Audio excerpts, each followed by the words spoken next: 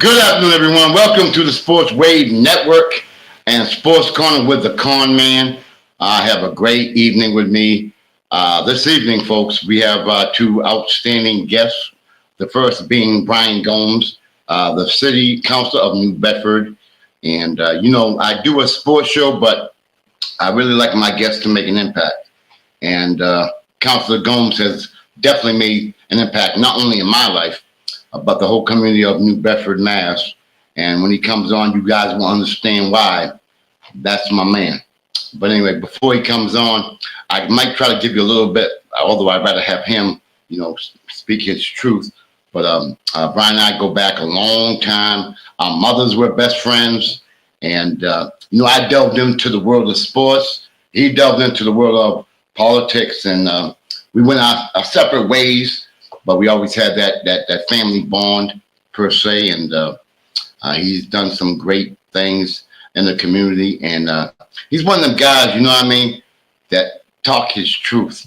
And when you're a counselor in a community setting, you kind of set yourself up for being criticized. And it's easy for people on the outside to go look in and criticize those who are trying to do something for you. And it takes a special person. And Brian has been doing it. He'll tell you how many years, but I think it's over 25. So he must be making an impact. Otherwise, he wouldn't have held that position for so long. But I'm going to tell you one thing. Now, some of you know or may not know. What I've been doing now is, when my father passed when I was about 17 years old, I don't know. I was still involved in sports, but I also was involved in being a good person and always recognizing others. And when I was growing up, my dad would always make sure that I show respect to the elders at all times. And I kind of kept that alive.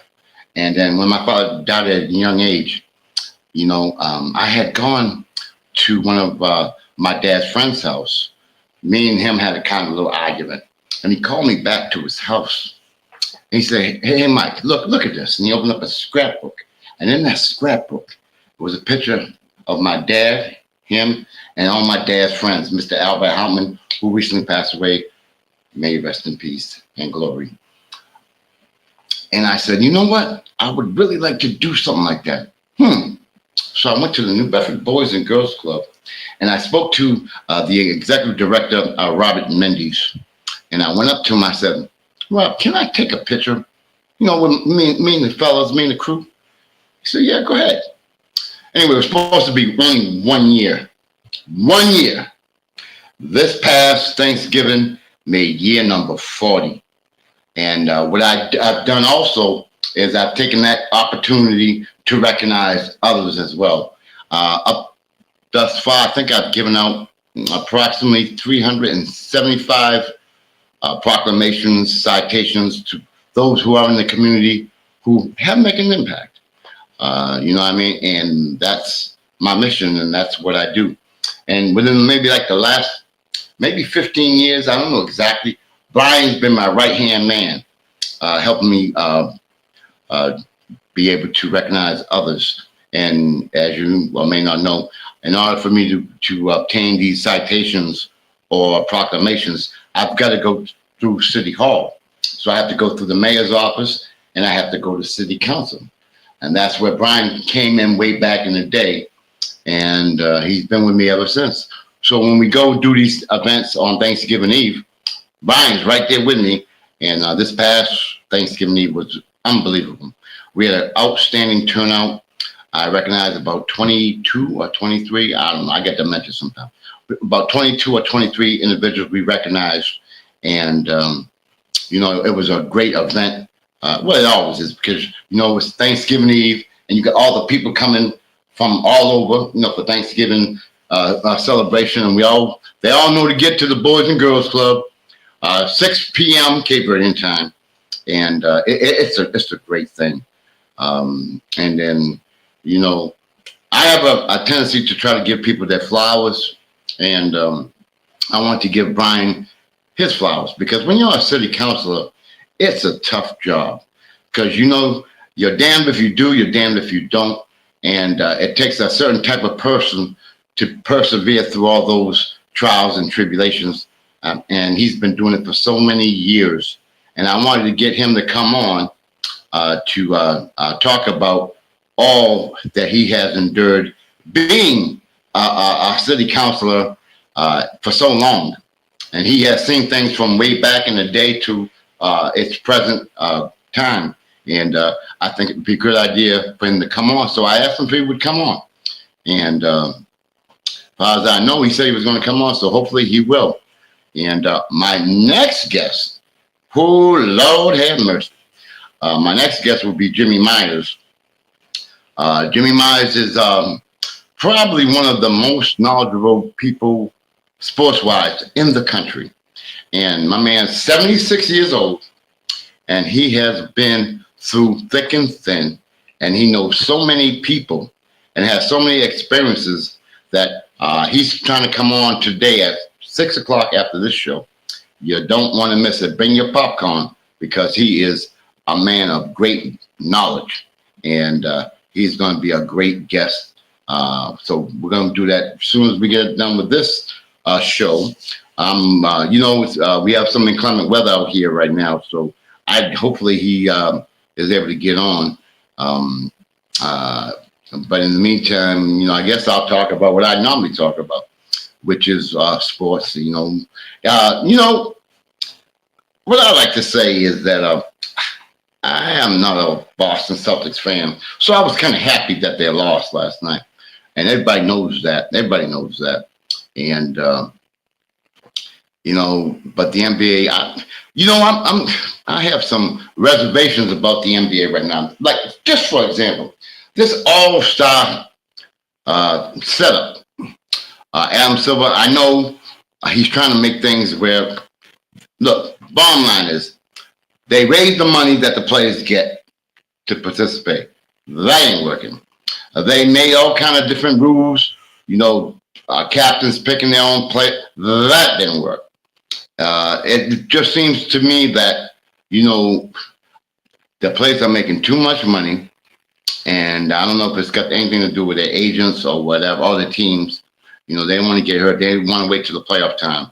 But, you cannot beat, folks. I don't care who you are. You can't beat back in the day when you had Jordan. You had my boy Zeke. Everybody knows that. We had Isaiah. You had Matt. You had all the best of the players, and they played to win. They played hard. They played like it was a playoff game. And it was so exciting to watch all these players give it their all. And nowadays, you see these guys, they're making $40 million a year. But don't mean nothing to them. And Adam Silver is stuck because right now the ratings are down right now with the NBA. The ratings are down, and I don't know how they can improve them, really. Because now look at this playing tournament. Although it was pretty good, it was good. The ratings were down. People weren't even in the crowd. There were a lot of people missing, and you had to entice the players to play in that, even though they're already making so much money. But then you got the players, I understand, who are on their rookie contracts, and they're not playing that much. They don't have that much money yet. So that $550,000, whatever they made, I'm sure that benefited them and their family. So I hope, they got to make their money. I understand that, but it takes away from the fans who pay all that money to go watch NBA ball players, and for them to not really care. And the thing about it, Adam Silver really can't do it. Nobody really can do anything about it. The players don't want to play. What are you going to do? You're raising the money. You're trying to keep all kinds of incentives. Now they're going to have 3 teams in the All-Star game, which I don't get. I'm old school. East versus West. That's me. East versus West. Go for it. Do the damn thing. That's me. I'm old school, and that's how I view it. That's how I think it should be. But but also they're being innovative. They're going with the times and social media, and the NBA makes a lot of money. And I just think that it's taken away from the game itself. I don't know. I'm old school, so I come from a different point of view. I understand that, but come on now. The love of the game. There's load management. I don't like it at all. I think I missed one game in my whole entire career, and that including junior high. I missed one game, and I was upset about that. You know what I mean? I mean, the love of the game. You know, I would go out there and play whatever. And but again, you know, different times, different eras, different things of that nature. And you know, again, I had nothing planned because I thought Brian was coming on, and maybe he might be having trouble with the weather as well. So we're going to kick it in and do the best I can. If I know he's not coming on, what I'll probably do is I'll probably go off around 5:30 and get ready, prepared for Jimmy Myers, because you're all going to be in for a treat. I'm going to tell you something. I've always considered myself a basketball historian. And when I was trying to delve into this podcast thing, I proclaimed that I was the basketball historian. And that's when I would do, because when the pandemic came on, I was bored.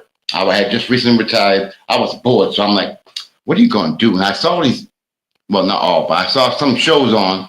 And I said, that'd be a great idea. I'm not doing anything. I know the game. And so what I would do is I would promote myself as, you know, hey, I played against Dr. J. And I guess the podcasters would be like, you really did? Yes. And I think that got their interest. So I was given accessibility to go on their shows or go on different networks. And you know, it was a great experience. It gave me some knowledge about this podcast thing, you know what I mean?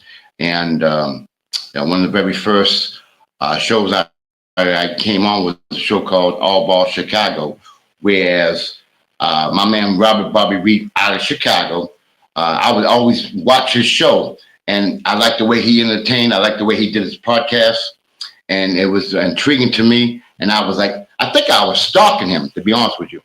And I was trying to get on his show. And then I think anyway, so there was another gentleman by the name of John Reeves, who we call the OG. And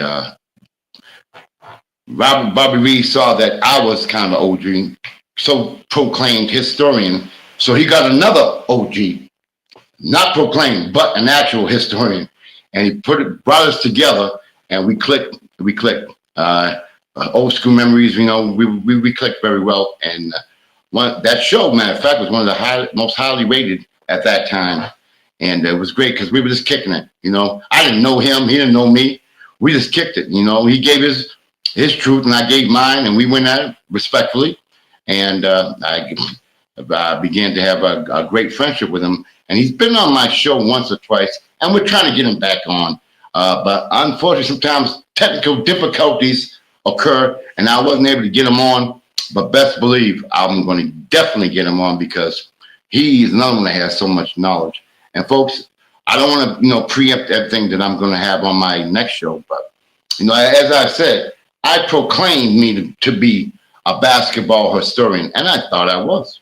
I truly believed I was. You know what I mean? At 12 years old, I was going down to the New Bedford Public Library looking up, what do you call it now? I'm getting so old. I was looking up files. What do you call them? Whatever it was. I was looking up files at the age of 12. And I was comparing Russell and Chamberlain back then, comparing their stats, because there were those that say Russell was better, those that say Chamberlain was better. So I said, well, let me go find out. At the age of 12, I went to the New Bedford Public Library. I stood there for hours, and I wrote down every single game that Russell played against Chamberlain. I still remember most of it. I can tell you dates, times, because I'm like that. But anyway, so I kind of knew the game. I know what I'm talking about because, you know, I did a lot of research on it, and I did a lot of homework at the age of 12. Who does that? Anyway, I guess that was about what to become what I'm doing now. Excuse me, what I'm doing now. But I looked up all the stats. I can tell you that I'm sure you people don't even know that, you know, Russell was a great player, and so was Chamberlain. And Russell won more championships. Chamberlain won more individual awards. But it's kind of funny because Chamberlain got 100 points in the game, which was in Hershey, Pennsylvania. And that particular game, Wilt was known as a terrible foul shooter, but he hit 28 out of 32. Wilt Chamberlain holds right now over 80 records in the NBA that probably will never be touched. And, that thing that really surprised me, Wilt Chamberlain got 55 rebounds in one game. And guess who he did it against? Mr. Bill Russell. And they claim that Russell and Chamberlain didn't get along.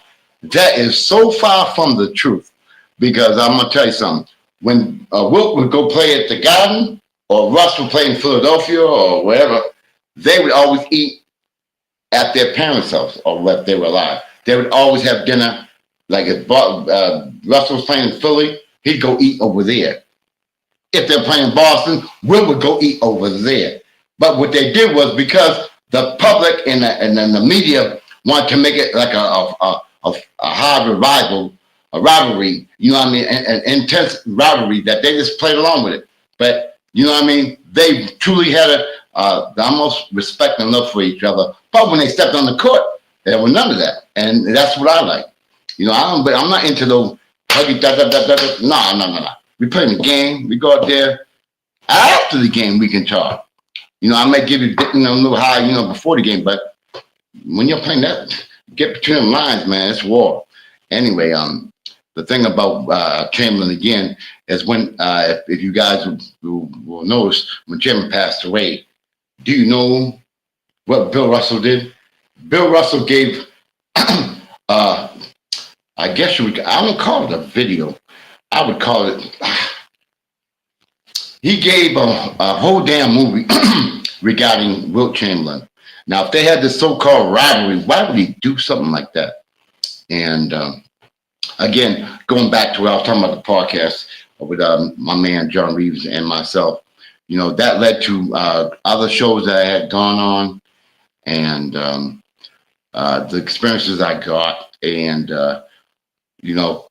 playing against Dr. J, which was a lifetime experience, as well as playing against Nate Archibald, which was a lifetime experience. It was. I guess I'm blessed. How many kids can say they played against Dr. J and Nate Archibald? How many? 2 Hall of Famers, by the way. But anyway, that was an honor and a pleasure, and I got to thank the people of New Bedford who put that all together. And because I had no idea who put it together. I was a young kid.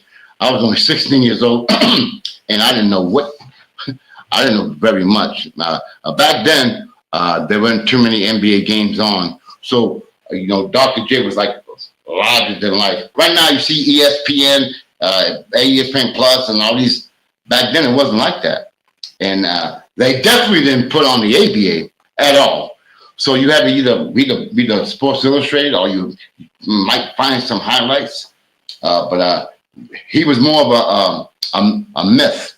And when I heard that he was coming, we all went to go see him. He was at New Bedford High School.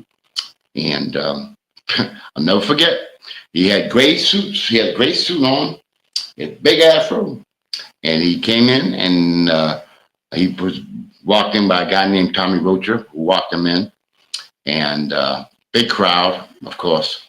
And he was doing some kind of like warming up and doing some things. And the crowd could tell they were getting restless, because that's not what they came for. They wanted to see all the crazy dunks and all that. Anyway, what he did, though, is he stressed to the crowd, I may make it look easy. That don't mean that it was. And he was stressing about the fundamentals, even Dr. J. And I told the story so many times, but anyway, I enjoy telling it, because what happened then is he got with a big crowd, and he was at half court, and he said, "Give me the highest leaper in the building." Now, damn well it wasn't me, but he said, hit me up with somebody who's the biggest leaper. And the guy's name was Gus Hodge. I don't care about it. Guy's name was Gus Hodge. He's about 6'6", could jump out the gym. And he got Gus down, and he told Gus, "Nice to meet you." And then he told Gus to jump up and touch the backboard. Gus said, "Oh, I got this." He said, "Gus, can you touch the rim?" Gus, "Man, I got this." Then he told Gus to, this one here, I'm not coming. I get kind of confused on this one. But I do remember 1976, so I got dementia sometime. But anyway, I remember him saying to Gus to touch the rim without bending his knees. That I remember. And of course, think about it. Jumping up, touching the rim without bending your knees. And of course, Gus couldn't do it. And we all like, move. Dr. J proceeded to grab two balls, bang, bang, jumped up, bip, bip, without bending his knees. Everybody's like, woo, woo. Then he called, he said, "All right, give me the 7 best players here." And my boys are pushing me, "Go ahead, Mike." I'm like, "Hell no, I'm not going to. Go ahead, Mike." So I went down. I remember I had like a purple pink shirt on and blue pants, whatever it was. So we walked up to half court. About 7 of us. I remember the names: David Lato, Tony DePina, Carlos DePina, Durham Watkins, myself, and the other 2 I'm not sure of. But anyway, because it was a long time. But anyway, I remember that he has all at half court. And so we're standing there. I'm nervous. My knees are shaking. I'm 16 years old. This is 1976. I'm nervous. So I'm sitting there waiting. And then he says, "Well, make yourself comfortable. Relax, stretch out." Now, mind you, I was a young kid. I had change in my pocket. Man, my pocket. I had change. So as I'm bending over, all my change falls out. I ain't no money. So I had change in my pocket, and it all falls out. So everybody starts laughing. I'm like, this is not a good way to start this. So anyway, it goes, "Hey, I'll tell you guys what, game's up to 2. And once I did, the next one goes." So the first person went, doctor hits 2 shots, bang, bang. Second person goes, doctor hits 2 again, bang, bang. Now it's me. I said, all right. So I run up on Dr. J. I'm in his mug, and I'm in there, and he takes a jump shot. He misses. I grab the rebound. I go to the left corner. I remember, go to the left corner. He's on me. I go between my legs, whatever the hell I was doing, round my back, spin, move, blah, blah, blah, with the left. And needless to say, the shot didn't go in. Anyway, so now you get clear. So doctor clears the ball out, takes another shot, bang, misses. It hits the back of the rim. Folks, the back of the rim. My hands are like this. I'm watching. I'm looking the ball go in my hands. I'm telling you, I'm looking for the ball to come in my hands. All of a sudden, this big, huge hand comes up and snatches it, spins around, does a 360 dunk. The place goes nuts, erupts. I told you the game was a 2, but after that, 1 point, it was a wrap. So that was my experience playing against Dr. J. So it wasn't what people might think, but that's what it was. But still, it was a great opportunity for me. And then there was one individual that scored against him. His name was Durham Watkins. He's the only one that of all 7 of us that was able to score on Dr. J. And then, what Dr. did, which was great, he told everybody to come on down in a semicircle. And at that time, he put on a dunking exhibition that was, at that time, was unrivaled. He did every possible dunk. 1 hand, 2 hands, off the backboard, the 3, you name it, for that time. He did every possible dunk except the foul line shot because there was too many people there. And that was the year that there was a lockout in the NBA. Doctor was just leaving the ABA, and he didn't have an NBA team at that time. So it was right during that time frame. That's probably why he was able to come down to New Bedford. And it was something I'll never forget. It was a great, great, great, great, great experience. The thing with Nate Archibald, I was a little different. I was a little younger, and Nate Archibald came down. I guess it was some promotional thing by the Boston Celtics where they were refurbishing old courts. And the court that he came down to New Bedford was a place called United Front. And he had come down, and again, they were refurbishing the courts, whatever they were doing, whatever. And I don't recall exactly how it transpired, but I was able to play Nate Archibald one-on-one. True story. And I don't remember how many points it was to. I don't remember all that. All I do know is I scored against him. I don't know if he let me. I was 12. I was about 6 foot. I had some skills. I don't know. I don't think he tried to play me like, NBA player, but I know I scored. And there was another guy by the name of Sonny Silver who was there at that time. And I'm sure there's so many who are watching this that probably were there, and they can verify what I'm saying as well. It was at United Front. So that was another great experience. But as I was talking about, I'm going to go off for about 3 minutes and come on before we have Jimmy. I don't want to bore you to death because I could talk all night because I got a big mouth and I talk smack. But what I will say, and before Jimmy comes on, you guys got to stay tuned for that, is that I've always claimed that I am a basketball historian. And I was proud of it because I told you. Now it was microfilm. That's what I was looking at. It was called microfilm back then. You had to go in the thing and look it up. And I was writing all that stuff down, all the stats, and I was not all there. But anyway, so when I would go on these podcasts, I would promote me being a basketball historian. And well, there are two individuals that I have come across that I truly believe, how can I put this? They're more historically knowledgeable than me, and they kind of put me in my place. I mean, with respect, but just hearing them talk and be part of the experiences where I might have been able to read, I might have been looking up stats, I might have been, as you guys, if you read my posts, I'm always saying anybody can read a book, anybody can recite stats, but when you actually lived it, whole different ballgame. So as I'm going around promoting that I'm a basketball historian, yeah, okay, all right, that's cool. But you know what? Two individuals only.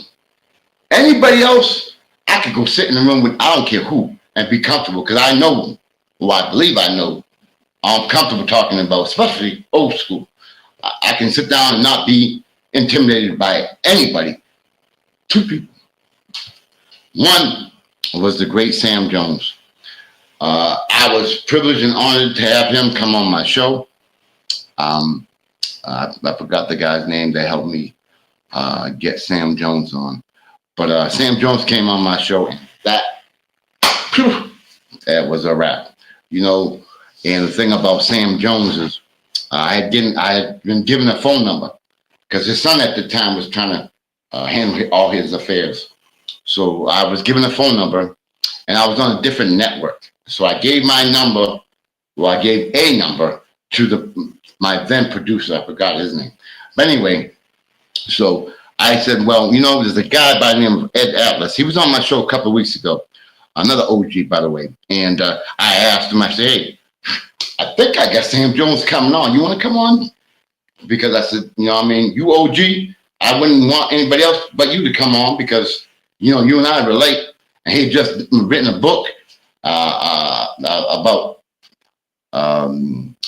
his experiences growing up.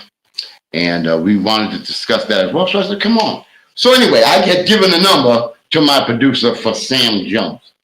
So my producer goes, hey, Mike, now me and Ed, we're talking, we're shooting it, we're kicking it, waiting for Sam to come on. So my then producer says, hey, Mike, this is the wrong number. Now I'm in the show now. The show's already going on.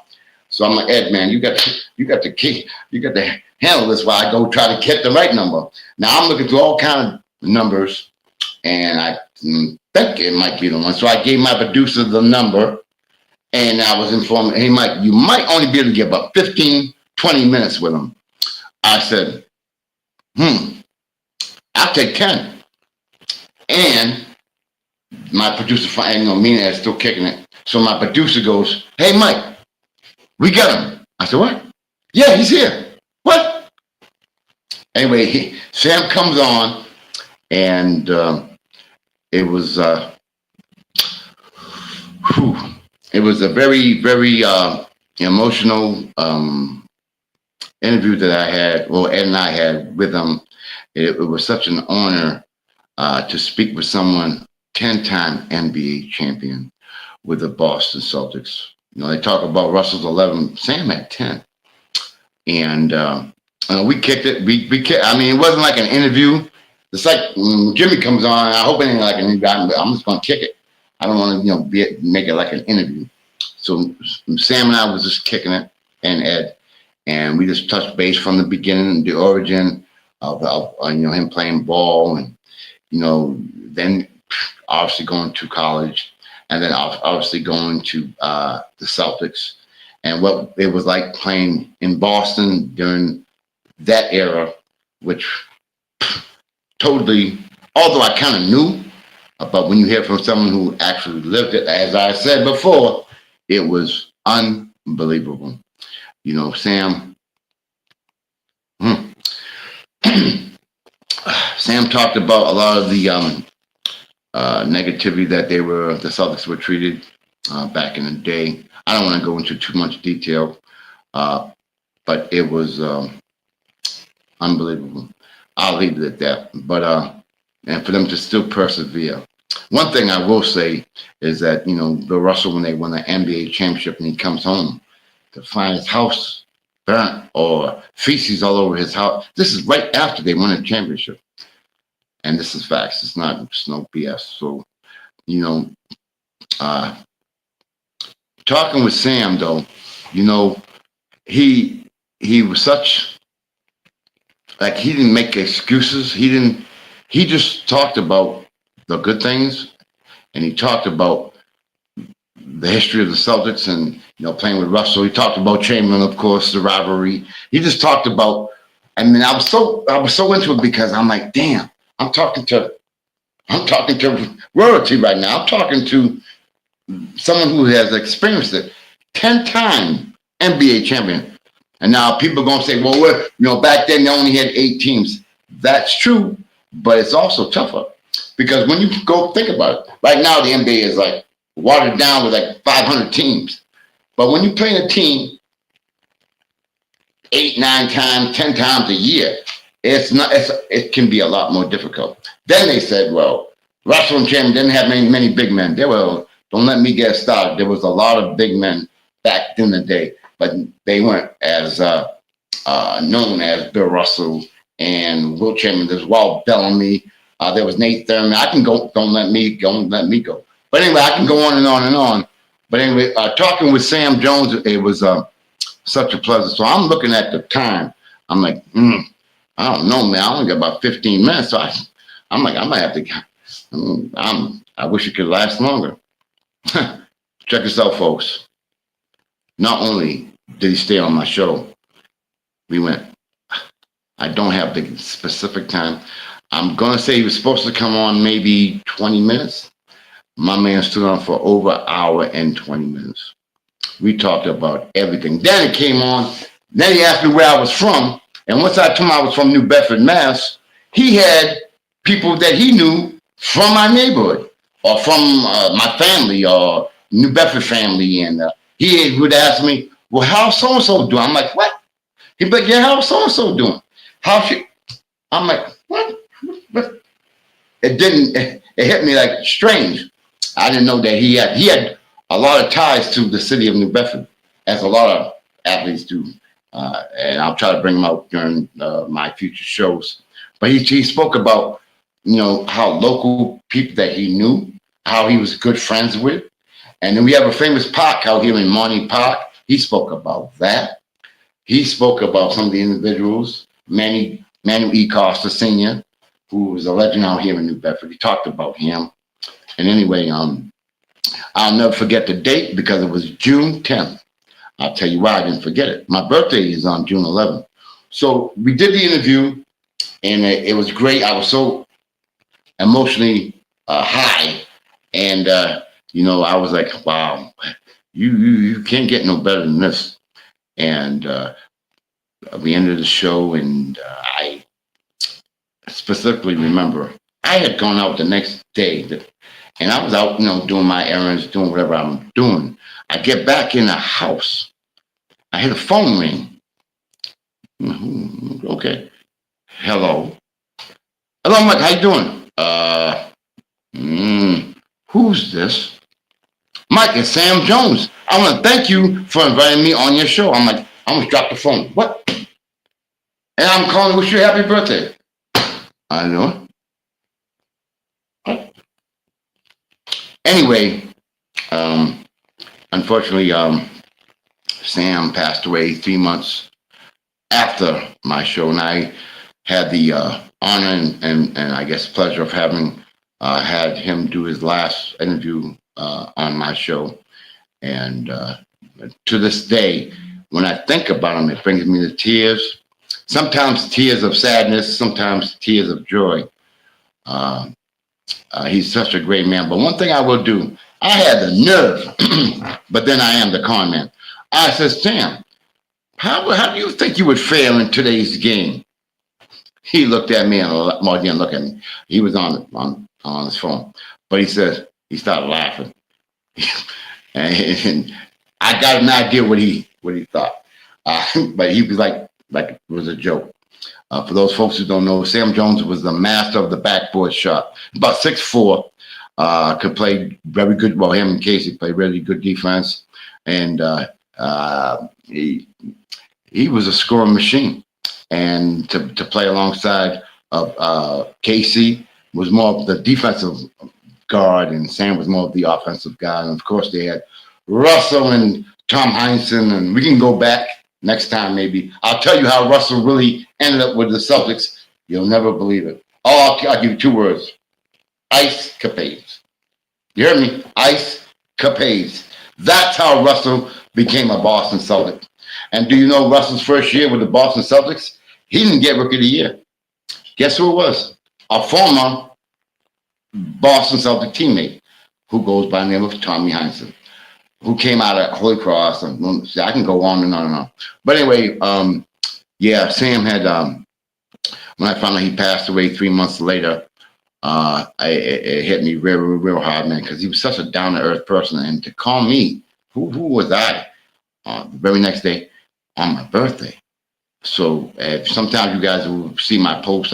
Anything that comes up with Sam, I always put it out there because, it was just an honor and a privilege, and nobody can take away what him and I had, that conversation that we had, because he kept it real, and he still had his. He died at the age of 83, but he still was sharp, and I guess maybe he was reminiscing about when he played in his era. So he wasn't as maybe negative as people might think that he would be. I think he was just grateful that he had the career that he had, and that he got to play with the players he played with, and his true love of the game. And it was truly an honor to have him on my show. And I've been blessed. From someone who a lot of people don't know, I was so-called prognosticating that I was the so-called basketball historian, and I do know my history.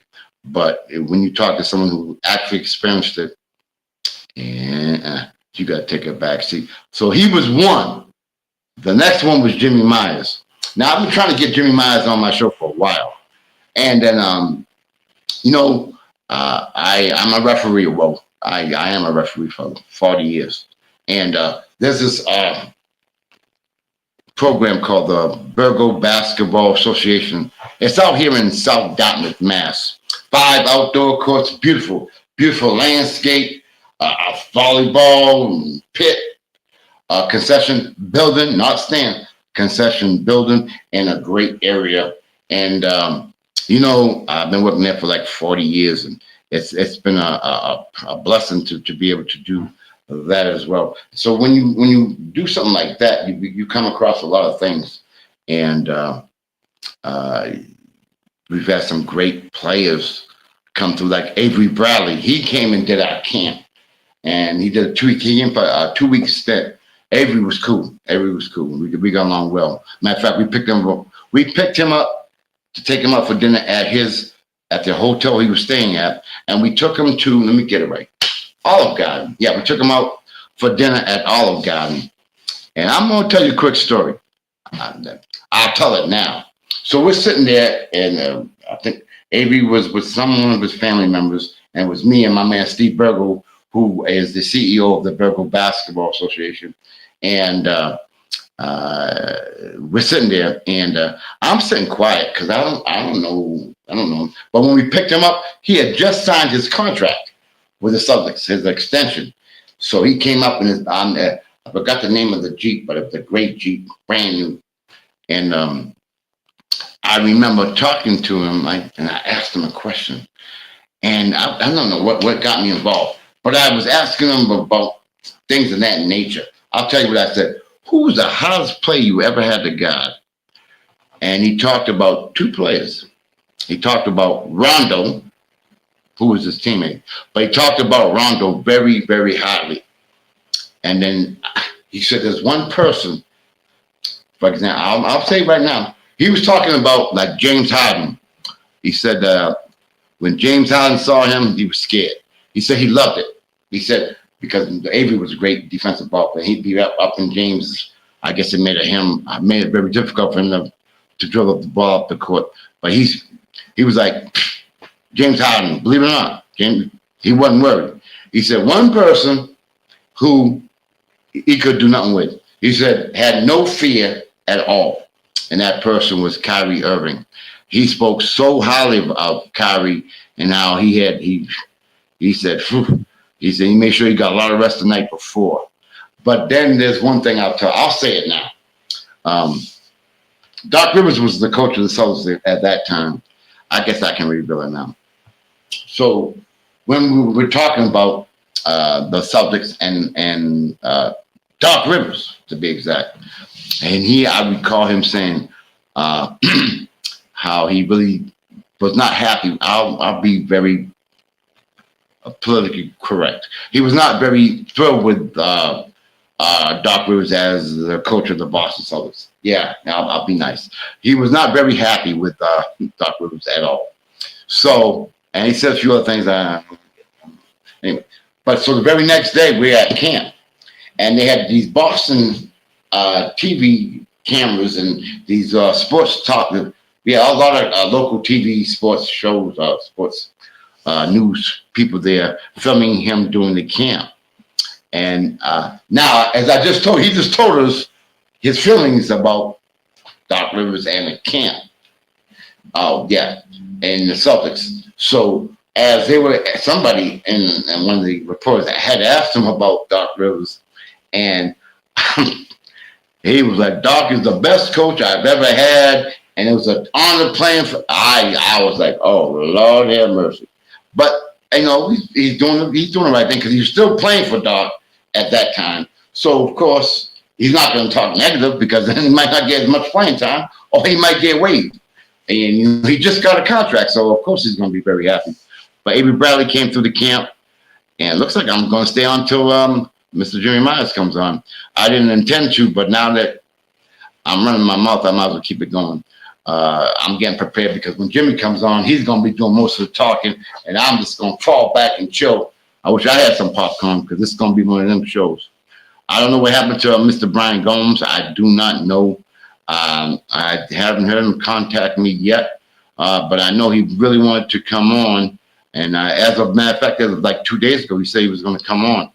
And I don't know what happened. We'll probably have to reschedule him because, people got their lives to live and things happen. So I don't take it personal because sometimes I don't want to do podcasts on other people's show as well because I'm involved doing what I'm doing. So I can understand that, and I never hold that against them if they, for whatever reasons, they can't make it, either through technical issues or family issues or anything of that nature. I take it with a grain of salt, and just happy that I'm able to come on and kick it with you guys, either it's myself or with a guest. I personally don't really like talking, believe it or not, by myself. I prefer having a guest on because I don't want to hear me talking for no damn hour.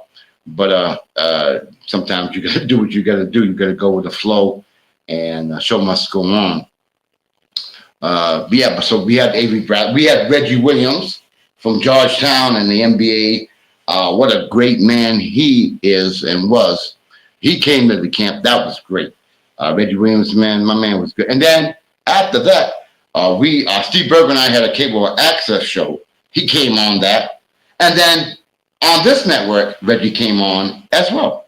So Reggie came on my show 3 times, and it was an honor. Reggie was a great player, man, and a good guy. We're trying to get him back to come to our basketball camp, which is, I think, the first week of July 7th to the 11th, and then the 21st to the 25th, July. We have a very good camp, but anyway, that's later on. But we're hoping to get Reggie Williams and Muggsy Bogues. That is the goal. We've already had Reggie, and we're trying to get Muggsy Bogues because we feel that he's going to be able to attract more youth because Muggsy's what 5'5", 5'6", whatever. So we're trying to get him to come on down, and hopefully we can get him to come down. I don't know. We're going to try to get him to come down as well. But being able to do this show, given the platform that I've been given, having one of the best producers around in Key Williams and Jake Silver and Cool McCain and the crew and Coach Dante, and it's like a family. Without Key, I would not be able to do this show because, as you know, I'm good at talking smack, but I have a difficulty sometimes, realizing how fortunate that I am. And one thing I will say is I go out, I work at it. People say, well, how do you get these guests? I work hard. And some of them don't know me from a hole in the wall, so I have to kind of like work them in because some of them like, who's this guy? Who do you think he is? But I'm pretty sure once they get to know me, they know I'm honest and sincere, and my love of the game is quite evident, and my love of the old school is quite evident, and I think I think it resonates with them as well. And some of them have come back on. I'll give it Gene Smith from Georgetown. My man comes on a regular now. He's like part of the family. I've had Donnie Brown from Providence. I've had Tony Broom from Syracuse. I'm gonna forget names. I know I am. Lord, I've had Kermit Washington, former Laker, former Celtics. I've also had who else have I had? Paul Pressey from Milwaukee Bucks. I've had Paul McKeskey from the Milwaukee Bucks. I've had Corey Everson. I don't know what stand out. And I'm forgetting so many people. There's so many people that I've had. I don't know. I've lost track. But I've had a lot of great. And my man, one of my best friends in the world, David Lato, who's with coaching right now, Overtime Elite. Matter of fact, the two twins, the Thompson twins, the ones that are playing for Houston. I think one's playing for Detroit. Dave coached them at Overtime Elite. So, I've been blessed to have the friends that I have to give me the accessibility to be able to have an experience what I've been. Eric Brittle, former NBA referee, CEO of True Bounce Backboards, where they're all over the country right now. And we luckily have him as a friend, best friend. Hey, Conn, your second guest is on if you want to start early. Okay, we can do that. Well, anyway, folks, I guess our guest is here tonight. You guys are in for a treat. So without further ado, I would like to invite the one, the only, Jimmy Myers to my show, Sports Corner with the Conn Man. Good evening, Jimmy Myers. How you doing, my good friend? Good evening, Michael. How are you? I'm doing rather well. Jimmy, you know what? This evening, I wanted to basically give you your flowers. I've followed your career for such a long time. And I was just, before you got on, I was talking to the audience that there's been two people in my world that have, because I always claimed I was a basketball historian, and there are only two people. Yes, even you laughed. There are only two people. No, I'm just laughing at the context of historian. But go ahead. Yeah, so there've been only two people who have made me change my whole philosophy about me being a basketball historian. Number one was the great Sam Jones, who came on my show, and it was unbelievable. And he passed away 3 months after my show. And you, because when we touched base over the phone, you were such knowledgeable, and it was so exciting listening to you talk about all your experiences and things of that nature. And I'm so blessed and honored for you to come on my show. Believe me, the honor's mine. Thank you so much, Michael, for having me. Now, Michael, Jimmy, go ahead. You got it. no. You were saying about historians. Well, my whole concept of that is the fact that when I started out in my life as a very young person, and I realized I really wanted to be into sports, and not necessarily. I didn't think about being on the air because I'm old enough to tell your audience that when I was growing up, there were no black people on TV, Michael, none. So it's Mm-hmm. a different world when you try to view something from that context. And I was sitting watching television one day, and I was this little box that we had at the first TV. And I told my father, I said, I want to do that. My father said, what? I said, I want to be on television. I want to be where those people are inside that box. My father said, son, there are no black people on TV. I said, then I want to be the first. And that's how my whole dream and love started about being on the air. So we lost our picture tube in our TV. We had a big console TV. I've told the story before, so if you've heard it out there, you should still be laughing. So we took the picture tube out to fix it. And my brothers, sisters, and I put on plays inside the TV, the empty TV box with the screen. Picture tube is gone. So we got to put on a play inside. And our parents would sit there and they'd watch our plays. And they were probably saying in their minds, Michael, our children are crazy. Do you realize that something is wrong with our children? But no, they would tell you quickly, none of them were more fascinated than Jimmy. None of them. It's something about being inside that box. It's confined, obviously. I'm in a console TV box. You can feel the sides and everything and the roof and everything. But I didn't care. I'm looking out and I could see their faces. And it was like being on stage. Now, I've been on stage as a singer younger, so I knew what it felt like. But the whole concept of being able to actually look out and say, there are people out there and they're watching me. They're all watching me. And from then it just grew. I just felt a love and a passion for that box, that little magic box where Walter Cronkite came on every night. My father Mm-hmm. would work. Everything stopped in our house when Walter Cronkite was on. Everything. You couldn't talk. You could not move. Nothing. Walter Cronkite was on. My father would sit there, eat his dinner. And if I'm telling you, if you said a word, all of a sudden, something would hit you upside the head. My father said, quiet. I have to hear Walter. So I said to myself, well, this guy must really be good. Let me watch him. Mm-hmm. I got Mm-hmm. hooked on Walter. So as I got a little older, please forget that phone from buzzing. I may get some calls, Mike, because I'm getting prepared to Man. go to game. Forget it. You and I are talking, they can wait. But my whole concept started with news because there was no sports at the beginning. It was 30 minutes of news, 15 minutes of news first. Then it became 30 minutes of news. And then they stuck sports in there for like 3 minutes.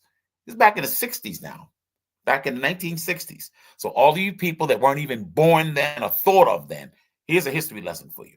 So I I wanted so much to be close to my dad.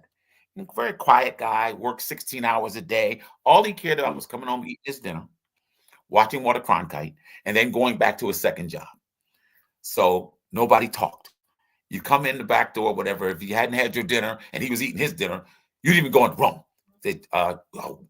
Walter Cronkite's on. The news is on. My father was fascinated with the news. So I said, okay, well, I have to get fascinated with the news too. So Walter Cronkite, I would get to meet this man years later, but he inspired me by the way he did the news, by how cool he was. And most important of all, he had the best closing line, Michael, that you could ever ask for. That's the way it is. And he give you the date. And that's the way it is. February 2nd, 1962. I'm Walter Cronkite for CBS News. Good night. And I was like, I'd wait for that. I'd be at the playground playing basketball or whatever and say, what time is it? It's 7:15. I got to run home. Why do you have to run home? The game's still going. Got to hear Walter close. Didn't want to hear all the news, but I had to hear Walter say his line. So he get to the line and I'd be running through the door. He said, my father, and that's the way it is. I go, oh, I'm in love. This is it. This is what I want to do. So, when I first started in the business, I was looking for a closing line. You got to close. I mean, that's sports. I mean, that's boring. I wanted to do something different. And I was still watching Walter 20 years later.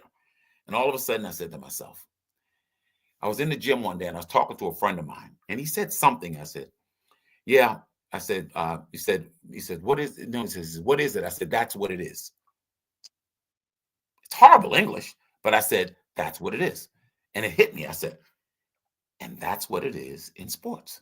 So I'll go with that. That'll be my closing line. So the first time I said it on the air, my general manager wasn't too happy. And he said, I don't want you to say that anymore. But by that time it was too late. The audience had caught on to it. So I'd be walking down the street, hey, and that's what it is in sports. I said, yep, that's what it is. And it's cool. And it's still to this day, most people know that's my line.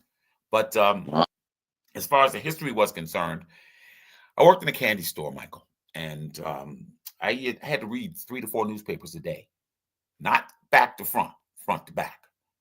I worked for a Jewish gentleman by the name of Alexander Frankel, who became like a second father to me. No, I had a first father, James D. Meyer Sr., and he was a tough, demanding man that I love to death to this day, God rest his soul, and a mother that raised 10 children. I'm just one of 10. But they did everything they could so that all their children would wind up doing higher education level work, college, and so forth. I'm the first one to graduate. Brothers and sisters came after me. Now, that's a little of my history. But this whole love of television came because sports was growing at the time. It went from a 3-minute newscast to a 5-minute newscast. So I don't want to see the news. I want to wait for the first 15 minutes of the news and see what the sports guy was doing, see what he was talking about. And then at first they didn't even do highlights, Michael. They would just read it. Okay, Philadelphia Phillies won 6-4. The Philadelphia Eagles lost 34-26. And you'd be looking down the whole time. No teleprompter. Forget teleprompter. We didn't have that. And they'd get through the 5 minutes. And I'd say, but there are no pictures. I don't need to hear this guy talk. I want to see pictures. I need pictures. So by the time they got the highlights, I said, now I can get into this business. This is what I want to do. My biggest problem was my dad, because my dad wanted me to be a lawyer. And he was stuck on that. He said, you got the gift of gab. I want you to be a lawyer. I said, Dad, I think I want to do this. I want to be in that TV box, that little box right there. And that's when he told me, he says, son, there are no black people that are doing that. I'm talking about the days of Andy of Mayberry, the Beverly Hillbillies. I'm talking about this old stuff that some young people, they can go, let me look online and see if I can see the stuff that they were watching. Bonanza, Green Acres, anything, right. Sanford and Son. But Sanford and Son, that's when black people were starting to get on TV. So my history is involved in the history of television and radio. Now, in Philadelphia, we had a couple stations, and some of them were very, very good. But it was always the professional aspect of how you handled yourself on the air. First, for radio, I loved radio because you needed a voice. You had to have a voice to do radio. You couldn't get on the radio. Oh, gee, yeah, my name is that. No. You have a deep voice. Hey, how you doing? Right. This is me. And people would say, I like this. And women would say, oh, I like his voice. And I'd be sitting there going, I'm not that worried about that. But I always felt that you sold your product with your voice. And a lot of people didn't understand that. So by the time I went to college, I had already figured in my mind what I wanted to do. I just couldn't tell my dad. I said, I'm going to find a way, because I didn't have to go to college to get into TV. We had 3 or 4 television stations in Philadelphia. Could have walked in any one of them and said, I'll work in the mailroom and work my way up to being on TV. But no, my father said, you need a college education. And the hardest working man I probably ever met in my life. And my mother was probably the hardest working woman. So this is what I came from. And the first time, my about second or third week in college, 1968, there's a gentleman by the name of Alan Grubman who asked me to come do his radio talk show with him. Now, I've heard radio in Philadelphia. I know what radio sounds like. I've heard my father listen to Philadelphia Phillies against the Dodgers games on his radio. You couldn't talk. I'd want to be saying, Dad, I want to talking. I need to hear it. But the love that he had, the passion that he listened to his Dodgers team. Now, most black people then, and many still now, root for the Dodgers because of Jackie Robinson. That's all my mother and father knew. Robinson, Babe Ruth, and all those people. I had to go back in the history books, Michael, and find their records. My parents didn't want, that's white baseball. We didn't even want to think about that until Jackie Robinson got in the game, and it changed forever. So from there, and having this wonderful Jewish gentleman that owned a candy store and a pool room, I learned to sell products, make change. Unlike young people today, you got to look at the screen to see how much to give somebody. I could rattle off figures like you would not believe. I could break $100 bill if you needed me to. By the time I was 12, so this is my history. You want to know history? This is where I came from, and I always took pride in working hard. I wanted to know more than anybody else. That's the drive. I said to myself, if I'm in a room and there are 10 people, Michael, I want to be one of the smartest ones. I don't have to be the smartest one, but I want to be one of the smartest ones in that room. So I decided I want to study sports. And my major in college, when I first started at Boston University, was pre-law. I got through my pre-law my first couple of years. Then I transferred into the School of Communications. But before I got there, I already had broadcast experience because I worked at WTBU with Alan Grubman, as I mentioned. Walked in one night, started doing a show with him. He said, now we have the sports guru of Miles Standish Hall. That's where we lived. I said, who's that? He said, you. He said, I heard you holding audience. I heard you holding audience in the student lounge one night. Now they have this thing today called the Budweiser hot seat. Man, I was doing that back in '68. I said, there's a bunch of New York guys in my dorm, and they all think they know everything, right? I said, okay, I've got $1. I'm putting this on this stool right here. Whoever can hold the stool the longest gets to keep the money, but you got to put up $1 too. Yes, I was gambling. Yes, I did not gamble. But yes, I had to teach them a lesson. I even gave them their money back after time. Yeah, take your money back. I just wanted to prove to you that I'm really good at what I'm doing. So Grumman walks by there one night and sees a whole bunch of people in there listening to me. I got to get that guy on my radio show. So I'll come on this radio show. And I'll show you how naive I was, Michael. You'll love this. I'm on, and there's a phone sitting right there in the studio. And there are 2 lines on the phone. You know, in the old phones, you used to flash. You wouldn't hear the phone, but you see a flashing light, right? So I'm talking to him like I'm talking to you. And this light keeps flashing in the corner of my eye. And I'm saying, will somebody please answer this phone? It's ringing. We can't hear it, but this flashing is distracting me. So Larry Grubman, honest to God, this is the funniest thing. He says, oh my gosh, we have a phone call. We're getting a phone call. This is the first time this school has ever gotten a phone call. So he takes the call. So this rough guy from the West Campus at BU says, who is this guru of Miles Standish Hall? I want to question him. So he fires off about 3 or 4 questions. I answer them all. So the second line starts ringing. So I was on the first. I said, Larry, shows you how unsophisticated I was. I'd be like, Michael, that phone is ringing. I hate to tell you, we should answer this one too. So this went on for 1 solid hour. Nothing but one call after another. Now, it's only a 5,000 watt radio station, if I'm right at BU. Yeah, WTBU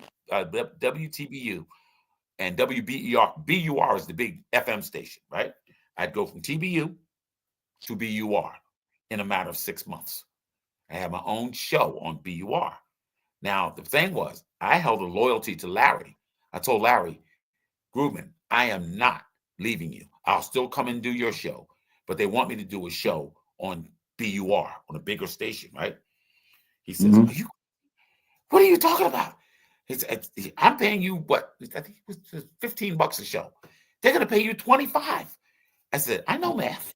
I said, but I can do my show for them and I'll do a show with you.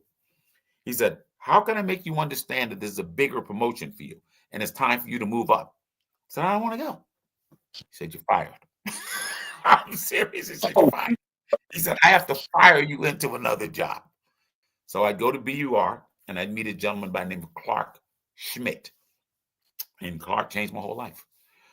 Clark brought me to BZ Radio, where I became a producer, and I produced everything they did. Now, at that time, WBZ Radio, they did all the sports in this town. Red Sox, Bruins, Celtics, Patriots, BC football. And I was producing all of them. And then I met a guy by that. Then I linked into, well, they lost a producer for Guy Manella's show. Guy Manella is very famous. In fact, Guy Manella just passed away. God rest his soul. Guy was one of the first talk show hosts behind Eddie Andelman and of that group. And I learned from Guy. But more importantly, Guy had the best producer in the business because I could find anybody, Michael. If he said, he gave me a list of people like every day. All right, here's 6 people I want you to find. I'll get them.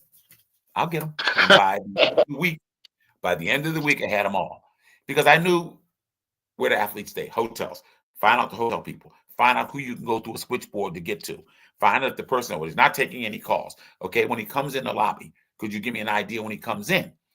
Not giving you any money, but and that time, they'd call me and say, Mr. Aaron just came in. Okay, Hank Aaron in his room. Let me call his room. And that's how I got to know people. And see, I try to tell young people today, if you want to be a producer, you have to know how to, 1, hustle. You have to know how to, 2, talk to people. 3, you have to be able to convince the person that you want to come on your show, that it's worth their time to come on your show, particularly today, because athletes make so much money, they don't have the time and so forth. I was raised in a different era. Willie Mays, Hank Aaron, Roberto Clemente. I knew all of these people because I'd spoken to them on the phone. Could you come on the show? And they'd say, no problem. Tell me what time. Write down a number. I'll call you. They'd come on Guy Manella's show. And the show became like, just blew up. So from the time I took it over until about a year and a half later, we had doubled the numbers on the show. Nobody could believe it. We had literally doubled the numbers on the show. So I was in. So I knew I knew what I was doing. I knew I liked it. Now the hard part was convincing my dad that I was going to pass up law school to stay in radio sports. And it was painful because we didn't speak for like a year. Nothing more than if I call home and he answered the phone, here's your mother, click. And it was painful. But after a while, he began to see it. And he realized this is my son's passion. This is what he wants to do. So let me see how far he can go. He had no idea that, I would move from radio. Oh, one night, somebody doesn't show up, which is typical in our business. And I walked on the air on BZ, 50,000 watt radio station going across the country. And people say, weren't you scared? I said, no. I had watched Guy Manella do the show. I had been a producer behind this window, answering calls, monitoring the show for about a year and a half. And I just said to myself, it's my time. And 3 weeks later, I was anchoring the weekend sports at BZ, and Calling All Sports was the show. Then from there, it just blew up. And next thing you know, I was doing TV. So I stayed at BZ from 71 to 74, 74, 75 in radio, 75 to 79 in television before I moved on from Boston. That's the brief history. wow. And now, I'm writing a book. Yes, Michael, I'm writing a book, so don't worry. no problem. I know you are. I mean, I just enjoy hearing you so much. What transpired after that phase? What phase, Mike? When I left After, BZ? yes. Well, there was an unfortunate incident that took place at BZ where I got some privileged information that management did not want me to have. And Okay. I quit on the air. to Okay. throw it back in their faces. To which I was blacklisted for like a year and a half, 2 years. In the Wow. interim, I went to work in New York. I did I did an audition for WMCA radio, and I did it with mimicking voices of different. Like I'm doing a talk show with you. I would say, Right. "Okay, you're on the air." I'd say, "Yeah, is this Jimmy Myers? Yeah, this is Jimmy. What can I do for you? Oh, I don't know about the Jets." So I'm doing this, and they're recording it. They played it back for the general manager of the station. Now, I've been off the air for about a little over a year. Peter Strauss was the guy that owned the station. He says, "We need this guy." So I went there, and I was there for the whole summer, for most of the summer of 1981. That happened to be the summer of Fernando Valenzuela. When Valenzuela came in and won 8 straight games, and the Dodgers people were going crazy. Fernando mania was all over the place, and I had a chance to really focus on what I wanted to do. Did I want to do radio talk, or did I want to do TV? Because I had done both. I still prefer radio talk, for the truth be told, because I can listen to someone's voice. I can hear the tenor of what they're saying. I can hear their angst or their joy. All these things are combined when you got a pair of headsets on and you can actually hear the person speaking. When you're looking at someone and you're seeing someone, it's a little different. So I always chose radio, but I went from radio, then I left there, went to ESPN, and I was blessed to be able to work with some good people, some very good people. Chris Berman was young at that time. Sorry for people. He was our young person coming up. Okay. Stars there were a guy named George Grand, Greg Gumbel, the brother of Brian Gumbel, and a couple of other people there, Lee Leonard and people like that. I wasn't wanted at ESPN because they still felt, well, his reputation, he quit on the air. And well, why are you giving him a chance? But I walked in and did a update, cold. Walked in, they gave me a tour, gave me some script and said, okay, here, go sit up there on the set and do you want to do an update? I said, what? See, back there in that time, you could do that at ESPN. They were a fledgling network, growing and so forth. They were only on cable. So if I made any mistakes or whatever, they could have said, okay, catch a shot, goodbye. So they liked the update. So I'm on my way back to Boston. And I get a call from my agent who says, they want you to turn around and come right back to ESPN. They want to talk to you. So I wound up doing updates there in the morning all the way to the afternoon. And let me see. I started to do sports centers. They had 3 at the time, 7 o'clock, midnight, 11 to 12, and 2:30 to 3:30. That was that. And the biggest day came when Greg Gumbel and I became the first African Americans to ever anchor Sports Center as a team. Greg couldn't believe it. We saw our name on the schedule together. I said, I better call Greg and let him know what's going on. Greg, we're on tonight. I said, we're going to be at our best. We are going to be social. Now, remember, I had not been on the air for over a year in television. Right. And I just got my feet a little wet then. But boy, we blew it up that night. And then we anchored several more. And Greg went on CBS. I went on Channel 9 in New York, where I became the first African-American sports director of Channel 9. So I blazed enough of a trail. And from there, went on to start my own business. I'm partners in a media venture called Synergy Media Partners, Inc., with a Tony Bennis, Andre Stark, Dean Ha, and we do pretty well as far as being a production company is concerned. Also, I write a couple of columns a week for the Bay State Banner here in Boston. That was my give back to the Boston community for all the years that I've spent here, in and out of here. But I mean, it's been a long career. Believe me, when you think 68 to now, 68 to 18 would be 50. It's about 56 years I've been on here. That is That long. incredible. That is incredible. Do you have what are your most interesting reflections on that history? What's that? Okay. What are your I don't your reflections on what you just said? What what are your most memorable reflections on what you just told me?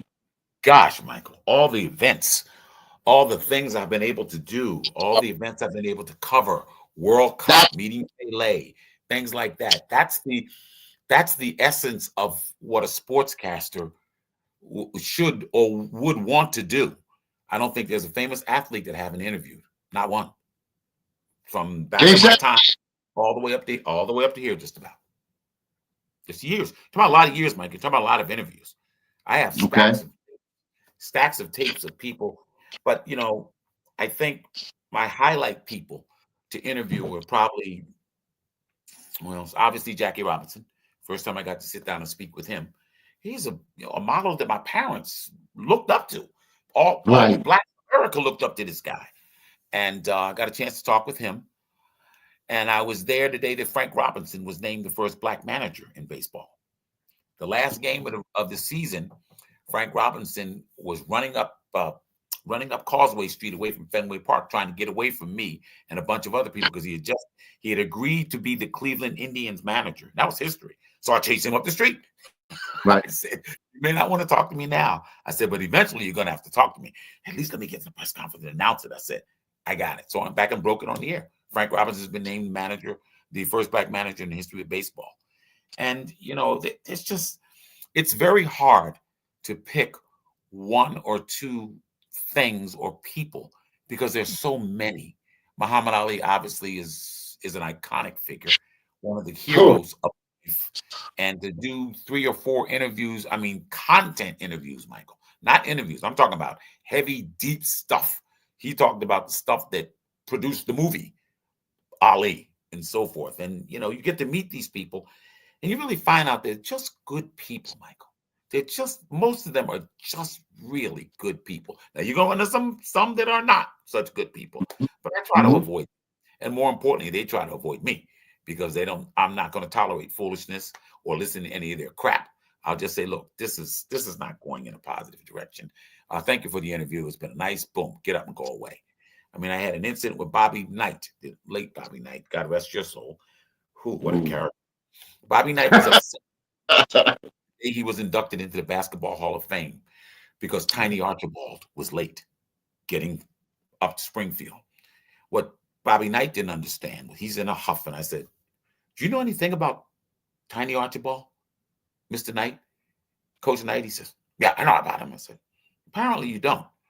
Tiny Archibald went out with his own money and built a homeless shelter for people. He's one of my all-time heroes in this world, not in this business, in this world. Houses about 500 beds. He would sleep there at night and bring homeless people in and take care of them. So the reason he was late for his Hall of Fame induction ceremony was because he hired a bus, 2 buses, to bring as many of them up to Springfield for his Hall of Fame ceremony. Now, this is before, like today, it's like $1,000 a ticket or whatever. Nobody could. This was before this. This was back Right. when Tiny was named the Hall of Fame. It'd be the late 80s. No, maybe 90s. I think it was the 90s. And he brought them all up on his dime, fed them all, got them all back to New York, got them in their beds and so forth. I mean, you just don't meet people like this. Tiny's a street guy from the streets of Brooklyn, from the Bronx. And I mean, Harlem. This guy is known all over New York. He is so famous that he has one of the only murals that, at last check, and I check constantly, Michael, no one has ever defaced that mural. No one has ever defaced that mural. No one has ever put any graffiti on it or anything. He's a hero. He is a legitimate hero in his community. He's given back so much of his money, it's not even funny. He recently came up here and spoke at Harvard. Very few people know that Tiny Archibald is a PhD. Doctor of letters. Yeah, he's deep. I'm just I, saying. I had no idea. There you go. Wow. But I'm saying when I meet people like this and I have time, I get to know them. I spent time with Tiny in New York. We spent much time here in Boston. I used to go out on the court with him when he was rehabilitating his Achilles tendon and just make him run up and down the court. We play one on one. Yeah, he won all the games. Okay. I won one. I won one. But I think he might have missed that last shot on purpose. Anyway, to get to know a guy like this and to hear him speak from his heart and to realize what a great human being he is, and that the NBA uses him today as an ambassador. He goes to China. He's back and forth to China. He's here. He's there. Loving to teach the game. When you meet people like that, they leave an impact in your heart and in your life. When I finally got to really sit down and talk with Bill Russell, this was, that's one of the greatest days of my life. And it was multiple times that we spoke because once Bill left Boston, he didn't come back here for 28 years. Mm-hmm. I'm the person that got him to come back here to do 6 public service announcements for child support from Child Support Enforcement Division of the Department of Revenue. And the 6, I still have them somewhere. They're the most warm, touching public service announcements you could ever see. He did them with his daughter, Karen, walking in the gym at UMass Boston. And I got to talk with him. I got to correct some of the script that if he didn't feel comfortable with it, Bill, just tell me what you want. Tell me how you want to say it. Rewrote it, put it on a teleprompter. He did all 6 of them. And it turned out to be a magical day. And I got to speak to him a couple times. And whenever it was, I got to know more and more about him because people say he didn't sign autographs. He didn't sign autographs. He didn't like people. Yes, he did. Bill Russell is one of the most sensitive people I've ever met in my life. He just didn't listen to people's crap. If you came to Bill in an intelligent way, Bill would deal with you. If Bill didn't want to sign an autograph, he'd say, I'll shake your hand. He said, because what's an autograph? My name on a piece of paper. They're going to go and sell it or throw it away or whatever. Right. He said, I'd rather shake your hand and make physical contact with you to let you know that you touched a part of me and I touched a part of you. That's the greatness of Bill Russell.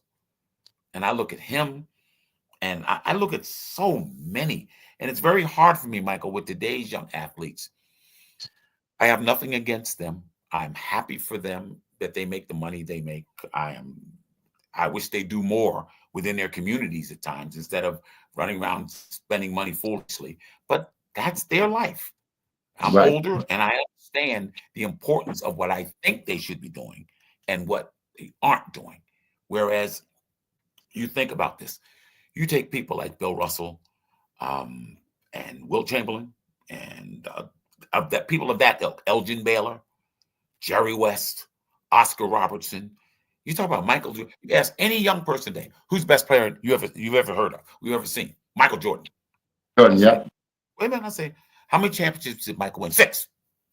How many times was he MVP? 6. Okay. Do you know anything about Bill Russell? Yeah. How many championships did he win? 11. And I'm pretty damn sure he was the most valuable player in every single one of them. I'm sure he was. It gets better. I said, do you know who has the second most championship rings of an NBA player? Your buddy, Sam Jones. He had 10 rings as a player, Michael, as a player. Only Russell had more because he got here a year before Sam did. I'm just saying.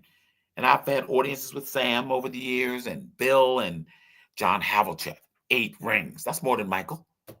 Look at the guys on the Celtics. I try to tell people, do you realize that, okay, run down the Hall of Fame. Russell, Hall of Fame. Sat Sanders, Hall of Fame. Sam Jones, Hall of Fame. This was their starting lineup.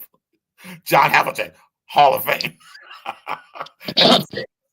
This is one of the greatest collection of players that's ever been assembled. And I try to tell people, think about this. You don't really understand the game unless you know its history. I went back and read every piece of history leading up to them. I know about George Mikan's Lakers in the 50s. They won 5 titles, 7 years. That was a dynasty until Bill Russell came along and everything changed. And I think about Sam Jones, Hall of Fame. Bill Sharman, Hall of Fame, I believe, as a player and a coach. happened to be the coach that coached the Lakers in 1971 and 72. That team won 33 straight games in a row, still the NBA record to this day. Over 50 years, that record is still standing.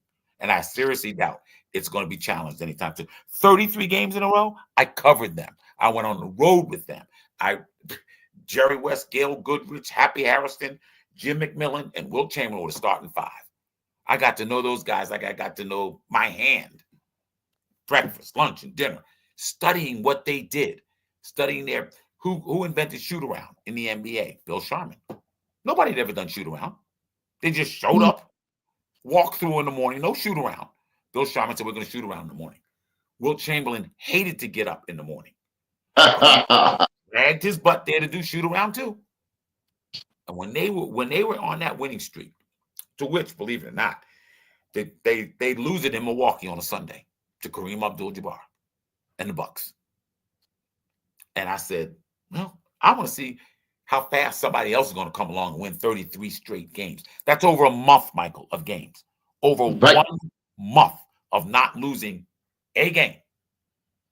And they went on to win the championship. And I remember when Sharman died, I got his wife on a show with me one time. We talked about the streak. And she talked about all that was going on, you know, how the players got along with each other. Gail Goodrich, people don't even know, Hall of Famer. Gail Goodrich, Hall of Famer, only 5'11", averaged like 25 points that year. Jerry West averaged 25 points that year. They were a 50-point backcourt. They beat the New York Knicks with Walt Frazier and Earl Monroe in the finals. No Willis Reed, but they beat them in five games. And I covered all 5 games. So what I'm saying is you're saying great moments. When I think about baseball, there's from 1960 on, I can damn near tell you just about you name the series, and I probably know everything that happened in that series. Because when I sit and watch something, my brain is recording it at the same time. And I'll close my eyes and I'll sit back and I'll say, okay, this is imprinted now. And I can figure this out. And I want to remember this. Certain plays will happen. I need to remember this. I mean, at 15 years old, I snuck up to New York because Sandy Koufax was pitching against the New York Yankees. I just went on him. And Koufax struck out 15 Yankees that day. And I'm sitting there and I'm saying to myself, I am watching history. Now, before him, a guy named Carl Erskine had struck out 14 a couple of years before. Koufax was blowing these guys out the building. Struck out Mantle 3 times. Struck out Maris 3 times. These are 2 former American League MVPs. Struck them out 3 times each. He had the whole lineup walking back to the dugout saying, man, this guy is tough. And this is a young Jewish guy from Brooklyn beating the Yankees in the Bronx. They wound up sweeping the Yankees 4 games. Nobody had ever heard of anything like that. The Yankees getting swept? No. And that had put a lot of misery on the Dodgers leading up to that point. But that day, Koufax turned history around. Now, well, he didn't really, because Johnny Padres in 1955 beat the Yankees 2-0 in a Game 7 in Yankee Stadium when this guy Sandy Amoros made a great running catch down the left field line. There's video of all this, and it saved the 2-0 win for the Dodgers. That's the first time the Dodgers had beaten the Yankees after losing to them like 5 or 6 times. So that was the first one. And then they didn't meet again until 63 when Koufax shut the door on them. I mean, he put the lights out. He told Yankee Stadium, don't worry, you guys can all go home. They swept them. And then they play again. Let me see. Spinning up, the Dodgers play the Yankees again in the 70s. The Yankees won in 77 and 78. Dodgers beat them back in 81. That was Fernando Valenzuela, the year he threw 140-something, 150-something pitches in Game 3. I thought his arm was going to fall off, but he pulled, I think, 154 pitches. He pitched them back into the series, and the Dodgers came back and won it. And since 81, they had not met each other until this year. So I did a perspective piece in the banner. Go online, BayStateBanner.com. You can read it. And I broke down what the history of these 2 franchises were. You asked me about players and men. I always think about history. Where does something that I'm watching stand in the perspective of history? Everything is historical to me. And if you don't know your history, you're doomed to fail at whatever you're trying to accomplish. You have to know the history of it. If you didn't know the history of building something, how are you going to build something? And this is what people do. So I'm saying baseball. I mean, wow. I was just thinking, saw Bill Mazeroski's home run in the 1961 World Series. Saw, 61, 63 Koufax. 60, 61 was the Yankees. 62 the Yankees. They beat the Giants 1-0 in a game 7 out in San Francisco. Willie McCovey hit this screaming line drive that would have driven in 2 the game-winning runs and landed right in Bobby Richardson's glove. Series over. Willie Mays and Matty Alou were both on base at the time. They would have easily scored because the ball was going up the right center field. That was the Giants' chance. Then 60, let me see. The next big one was Bob Gibson when he struck out 17 Tigers. And I'm front and center watching all of it. All I remember, Michael, was his dark face under that hat, the Cardinals hat. Now, the Cardinals hat's red, but in black and white, it looks like it's just a dark hat. And this darker face underneath it. And Gibson just blazing. I'm talking about, he was throwing balls that started here, and they'd end up over here. Myself 7. So Koufax had the strikeout record at 15. When he got to 15, I said, oh, he's breaking Koufax's record. This is the day. Boom, boom, 16 and 17. And they wound up losing that series. That's what people don't even understand. They lost that series because, I believe it was Lou Brock, failed to slide. He tried to stand up and score in game 5 and turn the whole series back around to the Tigers. And at that time, there were massive demonstrations in this country. Cities were on fire. Detroit was on fire. And basically, the Tigers winning saved the city because Willie Horton and that crew wound up beating Bob Gibson and them. Now, Gibson and them were going for their back-to-back World Series titles. They had beaten the Red Sox in 67, lost in 68. They had beat the Yankees in 64. Gibson pitched game 7 in that one, game 7 at Fenway Park, and game 7 in this one. He's 2-1 in game 7s. So this is the stuff that there are no notes here. I don't need this. I saw this with my own eyes. And I try to explain this when I'm doing talk radio. Somebody will say, well, you must be reading this out of a book. Don't need a book. If I saw it, I'm pretty sure I'm going to remember it. If I was there, I'm going to remember it. The only thing, the toughest sport for me was hockey. Because we didn't have hockey in Philadelphia until 1968 when I went away to college. There was no hockey team in Philadelphia. The Broad Street Bullies that you know of today, they didn't start to 68. I was up in Boston by that time. But I came out to watch the Bruins, and I fell in love watching Bobby Orr. I said to myself, that's Earl Monroe on skates. I've never seen anybody move like that. I've seen Earl Monroe spin. I've seen Bobby Orr spin. Bobby's doing it at 30 miles an hour on skates. So I'm just saying that it's hard for me to sit here. We could go on for hours. We could talk about just about any sport that you want to talk about because I've covered them all. I've just about seen them all. I mean, I remember even a sport as minor as, well, I don't think it was minor, was the America's Cup. I remember in the late 70s when Ted Turner, they wanted to win the America's Cup. We never won the America's Cup. I remember down in Rhode Island when they won, oh my goodness, people were diving into the water, champagne bottles flying all over the place. And I'm saying, it's a damn sailing race. What's so important about this?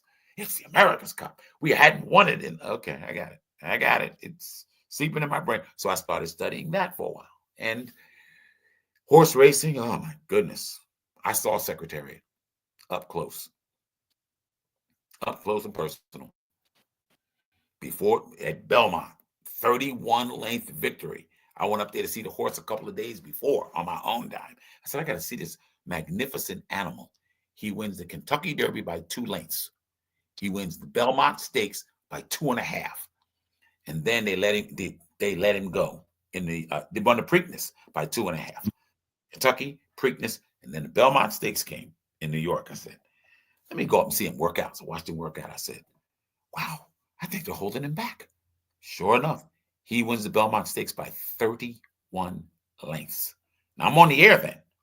I'm on the air. So I got to edit this. I couldn't even find the other horses in the screen. When he was coming down the stretch, he was here, the screens, and no other horses. I said to myself, are you kidding me? Nothing should be this great. And of course, I went nuts on the air. I said, ladies and gentlemen, you just seen something I don't think you're ever going to see again. And we haven't. Nothing's been that great. So it's horse racing, whatever. Michael, this is what I do. This is not who I am, but it's what I do. This is such Right. my life because I love it so much. I'm sitting here with you, and I'm only minutes away from having to sit down and watch the Notre Dame Indiana game tonight. This is what I do. I'm committed to this every single day. There's not a story that you probably see that comes across the news that I don't know somebody there, or I don't know somebody that's involved there that can give me some information. So when I'm writing for the paper, for the banner, I just put it out there. Here, this is the real truth. Deal with it. Lots of times people get upset. They'll say, well, you don't have to say it like that. It's not how I said it. It's a question of, was it the truth? And if it's the truth, leave it alone. That's always been my theory. My mother and father taught me, you tell the truth and stand by the truth, and God takes care of the rest. And that's how I live my life. That's the only way I'm going to live my life. So, I mean, you're thinking about, like you said, historian. Whew, I've even baffled some historians with some of the stuff. They say, well, why would you go back and study the 1920 Yankees? I said, because every time I go to Fenway Park or I go to Yankee Stadium and I count banners, championship flags up there, World Series banners, right? Yankees have 27. Red Sox have 9. And I said to myself, most of that history should be at Fenway Park if they don't sell Babe Ruth. This franchise sold Babe Ruth. Just a little brief history. Before Babe Ruth led the league in home runs, he was a pitcher. Pitched and he batted, right? Babe Ruth, I think, is the 1915 World Series. He pitched like 13 innings, shut up, and hit the game-winning home run. And remember, they played with a dead ball, Michael. It was a dead ball. You have to. Wow. I mean, it's like getting a bunch of rags and putting them together and trying to hit them out of a park. Babe Ruth swung a 44-ounce bat. I lifted it in the Hall of Fame one day and almost sprained my wrist just moving it like this. How did he swing this tree trunk through a strike zone and get it through there fast enough to hit anything? So Frank Home Run Baker hits 12 home runs. I believe that was, I want to say that was the most home runs up to that time. The next year, Ruth hit 29. The next year, he went to 54.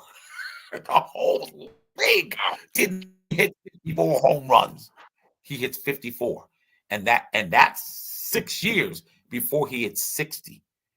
He hit 60 in 1927.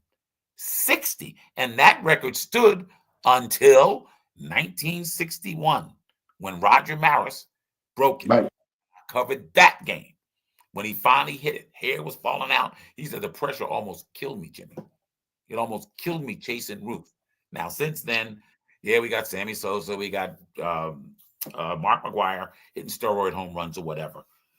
But quietly, this other guy in the midst of all this, who never hit 50 home runs, surpasses them all. A gentleman by the name of Henry Aaron. Hank Aaron wound up breaking Ruth's record. I was on the air that night when he did that in Atlanta. And I'm saying, when you experience or live moments like this, you try to bring an audience as a storyteller to tell them what it was like. I mean, Dusty Baker, who I've interviewed many times, Dusty Baker was with Aaron on deck, waiting to bat behind Aaron. He said, he told Dusty, I'm getting this over with right now. Walks up to the plate, first pitch of Mal Downing, bang, left center field, gone. And he's running around the bases. There's video of this. I know you've seen the video. He has to shrug off these two young white guys that run up to him. He's round second, and he pushed them away because he said, I didn't know who they were. I didn't know if they're going to stab me. I didn't know anything. Now, I've interviewed Aaron. Wow. We did a morning talk show. I interviewed Hank Aaron for over an hour. And I found that he got 7,000 bags of mail, hate mail, when he was chasing Babe Ruth's record. 7,000, Michael. 7,000. I said, what did you do with him? He says, some of them I still kept. He went to his grave still holding on to something, not bitterness. Hank Aaron has never been a bitter man in his life. He said, I just wanted to remember what that time was like. Now, remember, he hit 713 home runs when the season ended the year before. He had to go whole summer, the whole winter with Secret Service protection everywhere he went to make sure nobody would kill him.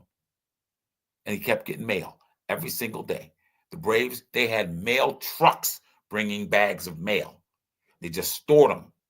I think it's Fulton County Stadium. Just stored them back there. We don't want it. They had secretaries, 5 secretaries, 7 secretaries, reading mail every day from hateful people, just writing about, you don't deserve to stand with Babe Ruth. You batted this many more times than him and all that kind of stuff. I said, what is the matter with people? Don't they understand this? It looks like it's going to happen.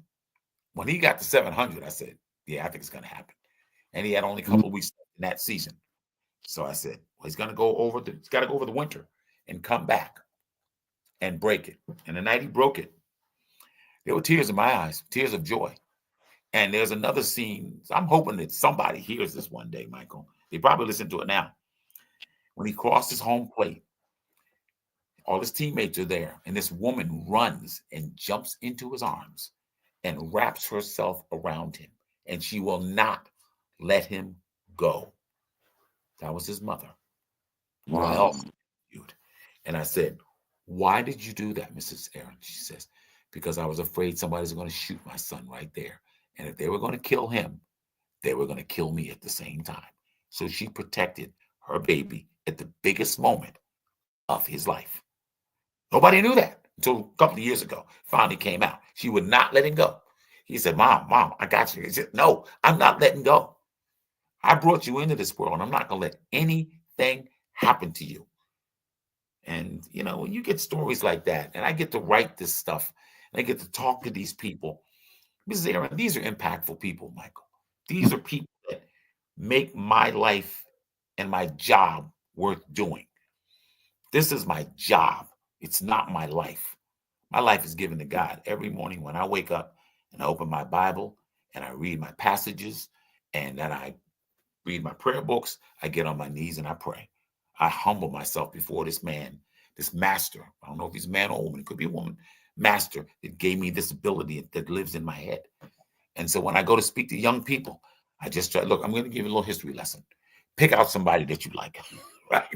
They'll name somebody else. Okay, let me tell you a little about that person. Wait a minute. He's old. How would he know that? I knew them when they were your age. And so forth and so on. Think about this. Ken Griffey Jr. I seen Ken Griffey while he was being held in his mother and father's arms. And I told Ken Griffey Sr. when I stopped watching him play in high school, he had a ball out of Cincinnati Stadium just about. I said, Ken Sr., I got to tell you something. I think they're going to be talking about him a lot longer than they're going to be talking about you. And people keep forgetting Ken Griffey Sr. had only played on 2 Reds teams. They're the last National League team to repeat as baseball champions. 75 and 70, 75 against the Red Sox. 76, they swept the Yankees. There's Right. been no other National League team is swept. National League teams they're lucky to win 1. That's why everybody's looking at the Dodgers right now as potentially being able to win another one in a row, be 2. I'm trying to think. I cannot even think of the National League team that's ever won 3 in a row. Might have been back in the 20s with the 1920 New York Giants, who was in the National League. But no, the champions, those long linear champions, are the Yankees. You realize Joe DiMaggio won 9 world championships in 10 years. That doesn't make him the greatest player that's ever lived. He's not the player that Willie Mays was.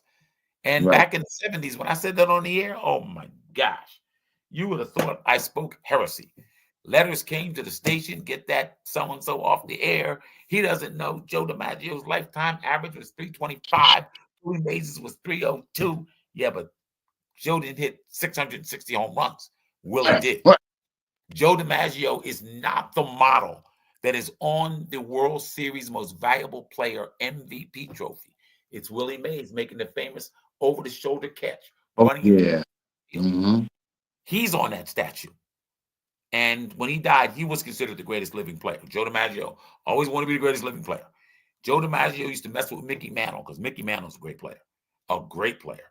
Might have been better than a greater hitter than both of them because he batted from both sides of the plate. Mickey Mantle could bomb you from the left side or the right side. Willie Mays and Joe DiMaggio are right-handed hitters. Right. Yes, Joe DiMaggio has a 56 game that will probably be sitting there for another 50 years or whatever. 56 Absolutely. games. And it would have been longer if a guy named Kenny Keltner from the Cleveland Indians didn't make two incredible plays at third to take away base hits from DiMaggio. Because then right after that, the 56 game hitting streak was stopped. I think he came back after a day and he hit 17 more. So it would have been like the 73 game hitting streak. So, you know, I look at history in this way, Michael. I always say, I love the fact of knowing the things that I know. I enjoy more of teaching them. And a friend of mine asked me today, how come somebody doesn't have you on the air on a day-to-day basis teaching this stuff? Exactly. I said, that's not for me to say.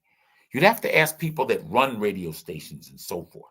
They may have, well, we don't like him or whatever, but you can't deny my knowledge. You can't deny my ability to speak what I know. I'm not talking about what I'm thinking about, what I know. Every single day when I get up, I say to myself, okay, let me think of this. And sometimes your memory, not like it was when you were younger, when I could remember things like, phew, I had to think long and hard. What was it? Yesterday. No, this past week. I wrote about the Heisman Trophy winner, right? Travis Hunter from Colorado. I know his coach. I covered Deion. I covered Deion when he's a crazy player and he's a crazy coach, whatever. And I said to myself, Travis Hunter, what's the number now of black men that have won the Heisman Trophy? 39. He's the 39th one. Who was the first? There's a movie called The Express, Ernie Davis. That was Ernie Davis. But I wrote in the Banner, recent column in the Banner, he shouldn't have been the first. It should have been Jim Brown. In 1957, Jim Brown finished 5th in the Heisman Trophy voting. Paul Hornung. Paul Hornung's a Hall of Famer, but Paul Hornung played on Notre Dame team that went 3-8. Jim Brown's team was a bowl team, and he finished 5th. Yes, look it up. Look it up. Go look it up because I've had to read this stuff, and I interviewed Jim Brown, and I talked about this stuff with him. And said different time. Jim Brown, Ben Swartzwalter was his coach. Couldn't stand Jim Brown. Tough, outspoken young black man. Jim Brown was a civil rights leader back in the 50s when Martin Luther King was just coming along. Jim Brown said, no, I'm not doing that. What black person is going to tell us this white coach? I'm not doing that. But every time he touched that ball, he was magic. And Swartzwalter was smart enough to back off. He said, I don't like him, but I need him. He wasn't that dumb to let him walk away. So Jim Brown played his years at Syracuse and then turns around a couple of years later, this young running back that the whole country was after. They asked, Swartzwalter had to bend a knee and say, Jim, I need you to talk to him. He said, the way you treated me like crap. And you want me to get Ernie Davis to come to Syracuse? Jim swallowed it. Said, yeah, I'll do it. Went and met him. This is in the movie called The Express. Go look it up on cable. You can find it anywhere. And the rest is history. And I remember when he won it, John F. Kennedy was the president. And he was there for the ceremony. Said it's a tremendous day. And I said, that day, I'm reading the paper and I'm studying this and I'm listening to his speech. And I said, who's going to be the next one? That's how my brain worked. As a child, I was 13. I said, who's going to be the next one? Because I was a little sportscaster by that time. I had a little paper I'm putting out. I gave a sportscast to my father every morning at breakfast.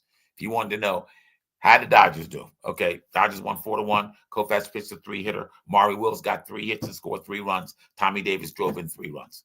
Boom. This was my life. So this became my moment to have a moment with my dad where he actually looked at me and said, you know, if you really want to study in your books as well as you study those damn sports pages, I said, no. I read the paper from the front to the back. I didn't read it from the back to the front.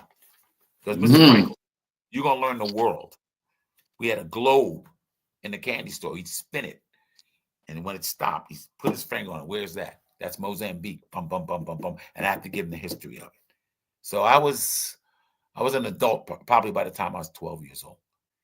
And the amazing part about it was this Jewish gentleman trusted me with his business while he went to Florida for 4 years in a row. I'm a 12-year-old kid running a candy store and a pool room. This is facts, ladies and gentlemen. You can't deny it. Everybody in Philadelphia knows it. We never got robbed. Every penny was there at the end of the 2 weeks when he went away, except 2 cents. I went home. I was done. 2 weeks, 2 cents? Where did the 2 cents go? About 2 days later, Al Franco comes in and he says, remember that 2 cents you were short of? He said, here it is. I said, what?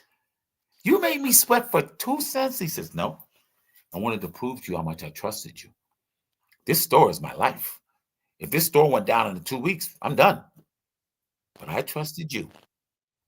A little black kid in Philadelphia. I could have picked any one of these kids in the neighborhood. I picked you because you walked into my store and you saw me fixing a display in the window and my back was bothering me. And you said, I could get in that window and put the things where you want them to be. I did it. Came back the next day. So I don't have anything for you to do. I'll just wait. So I waited him out. He says, come on in. Next thing you know, he's teaching me how to count, I already know how to count, but he's teaching me how to make change, how to sell things and so forth. And I ran the store. From the time I was 8 to 16, I worked there 8 years. My last 4 years, I ran the store during the summer and the pool room. So I'm used to responsibility, Michael. I was given this in my life. Michael, if I'm to die tonight, you can keep this interview forever and say, I could play this back and remember what that day was. I've already been, I don't get that IQ crap. They say you're a genius. I don't know about all that. All I know about is one thing. I know when I love something, I want to study it to the nth degree. I want to know everything I can know about it. If I want to know about nuclear fission, I went to Harvard, got all the books I wanted to read on. Okay, this is what throw weight is. This is a component of a cylinder and so forth. And I wanted to study this. I can't build an atomic bomb. No, I can't, and I don't want to. But I'm just saying I needed to know what nuclear fission was about. So I got a couple of books on quantum physics, started reading them. And I try to tell, I am blessed. Let me see, about 51 Yes, you are blessed. 51 godchildren. And I've damned to put all of them into college. All of them. They're doctors, they're lawyers, they're nurses, they're professional people now. And I raised many of them. I don't have a biological child of my own, but I raised a bunch of other people's kids because I wanted 10 because I was one of 10. But I didn't get a chance to make one. So I said, so go out and get some. Adopt them. Bring them in. And the best part of my life is them. They're my greatest trophies. I tell people when I go to graduation at med school or law school, and I'm sitting there and I'm listening to them speak, and my heart is just lifted. I look up to my parents, both of them gone. I'd say, we did it. You taught me, and I taught them. My children, all of my godchildren would come to anywhere I've lived. And they'll look at a litany of books. They'll say, why would you read this and this and this and this and this and this? All these different subjects because they interest me. I said, if something interests me, I want to know everything about it. I don't know how to fix a car, but I learned the basic mechanics of certain things, right? So, but when we talk about sports, Why I love sports is I always felt that sports was the candy of the newscast. Everything bad is going on in the world. When you get to sports, Mhm. okay, now we laugh. If somebody gets hit in the head with a football, we laugh. Somebody gets Right. shot in the head with a gun, we cry. And I never Yes. wanted to do sports because I was offered a chance to do, news several times. I think you'd be a great newscaster. I know I'd be a great newscaster because I'd study every single thing that I Right. needed to study. But I said, I Right. love sports. I want to stay right where I am. And I've been able to make a life for myself in the sports field. And it's so funny. People ask me to say, your name? I'll say Jimmy Myers. Say, are you the Jimmy Myers? And I'll say, I don't know who the Jimmy Myers is. I don't know that guy. I know who I Right. am. I'm Jimmy Myers. Hmm. Say, do you realize that you're famous? I say, no. I said, I'm just the guy that God blessed to put in a position to teach. I believe I'm a born teacher. I love to teach. I've spoken at Harvard Law School to a senior class there and blew them all away because I knew more about communication law than they did. And I had taken a couple of auxiliary courses, some free courses over there. Charles Ogletree, Dr. Charles Ogletree, he's dead now. He was teaching there, and he used to let me come sit in on his classes. Then I got to know all the Harvard professors, so they all let me come in and sit in their class. So I'm taking these free notes. I'm saying, gee, I could pass the law boards. I know I could. And years later, who I'm still affiliated with now, is a famous judge, Judge Fred Brown. I'll educate your audience with this. Judge Frederick Brown, his father's probably more famous than him. His father led the first sit-in of a restaurant. No, you're going to think North Carolina. No, at the Virginia airport. 5 years before the Woolworth counter incident. 5 years before, his father led a demonstration that blacks could eat at the counter in the airport in Virginia. That man became a federal judge. I will be with him tomorrow in his company. He served on the Massachusetts appellate court for 39 years. You want to find out who he is? Just go down to the courthouse, right downtown Boston Government Center. Go in and look up. There's a bunch of pictures up there. It'll say Frederick Brown. His picture's up there. One of the longest standing judges in the history of our state. He wrote more opinions than Oliver Wendell Holmes. I constantly tell young people, I'm going to teach you about this guy. One of the most, 90 years old now, one of the most eloquent men you ever want to meet in your life, Michael. Very humble. He was there when his father pulled off that protest. There's a picture of he and his father. He's got notes. He's written 8 books. He's got eight books of all his famous opinions that he wrote. I think over 3,000 opinions, only 3 of them were reversed. 3 or 4. 3,000. Not 300, not 30, 3,000. So I'm just saying. Oh, talk. What time is it, Michael? Did I go It's over again? time. But before you go, because I know you're a busy man, you got to come back on again. We got to do this again. Because I know you're busy. I want to thank you from the bottom of my heart. Figure out what you want to talk about, and if I got time, we'll get it done again. Michael, Yeah. let me say this: it's been a pleasure just talking to you and your audience. It's my pleasure. Well, you know what? Thank you. We have been blessed to have you on our show. We are the ones that are thankful for you, my friend. Hope we can do this again soon. Take care. God bless you, my man. Thank you so much. God bless, baby. Well, folks, thank you for tuning in to Sports Wave Network and my show, Sports Corner with the Conn Man, with my friend. I'm so blessed to have him on my show, Jimmy Myers. He is one of my heroes, my idols, and it's been an honor to have him on my show. And hopefully he'll come on again. But folks, I want to thank you guys for tuning into my show. Stay tuned to the Sports Wave Network and Sports Corner with the Conn Man. Again, I am your host, the Conn Man. Thank you guys for tuning in. Stay safe. Happy holidays. God bless. Thank you, Jimmy.